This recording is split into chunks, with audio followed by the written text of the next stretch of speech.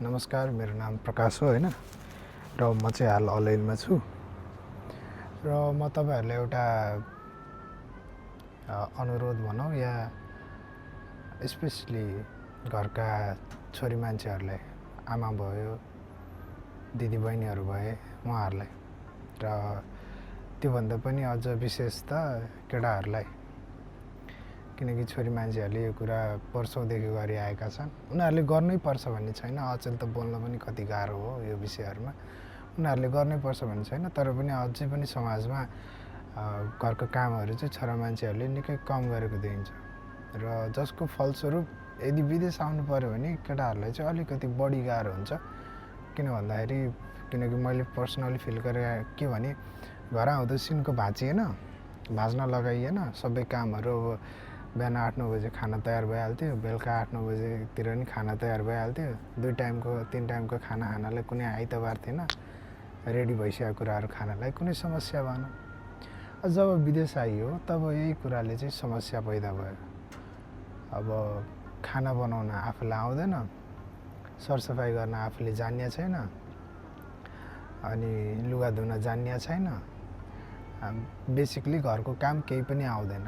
अनि त्यो हुँदाखेरि राम्रो खाना पाइँदैन, त्यसले आफ्नो मुडलाई स्वास्थ्यलाई खराब गर्छ। अनि त्यसपछि कोठाहरू लुगाहरू सफा गरिँदैन, त्यो हुँदाखेरि कोठा फोहोर भइदिन्छ। कोठा फोहोर हुँदा दिमाग क्लस्टर्ड भइदिन्छ, एकदम बिथोलिन्छ। त्यो भएपछि यस्तै डिप्रेसन, एन्जाइटी हुने एउटा कारण त्यो पनि हो, माइन्डहरू चाहिँ क्लियर नहुँदाखेरि। मेरो अनुरोध चाहिँ के भने कृपया तपाईँहरू सिकाइदिनुहोस् आफ्नो भाइलाई, छोरालाई, दाइलाई कि खाना यसरी बनाइन्छ र केटाहरू पनि सिक्न कोसिस गर्नुहोस् यसरी खाना बनाउने, सरसफाइ गर्ने कुराहरू। किनभने पछि गएर यदि तपाईँ घरबाट यदि टाढा हुनुभयो र आफैले एक्लै सबै कुरा गर्नु पऱ्यो भने सबै कुरा एकैचोटि आफूमा नखन्निनुहोस् र ल मैले त यो सबै गर्नु पऱ्यो, मलाई गाह्रो भयो भन्ने अवस्था नआओस्।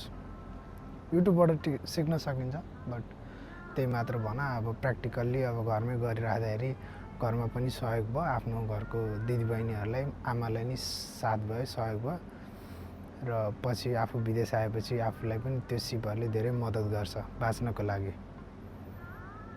त्यही नै थियो मेरो छोटो अनुरोध। आफ्नो घरको दाजुभाइहरूलाई काम सिकाउनु होला, गर्न खोज्दैनन् भने पनि जबरजस्ती सिकाउनु होला, गराएरै छोड्नु होला। बरु आज भातै नपकाइदिनुहोस्, भरे भात नपकाइदिनुहोस्, सँगै पकाउने भए सँगै तैँले बनाएको खुवानी भनेर बनाउनु लाउनुहोस्, सिकाउनुहोस् यदि माया लाग्छ भने। अब माया लाग्दैन भने त के भन्ने हो र, छोडिदिनुहोस्, आफै बनाएर खिलाउनुहोस्।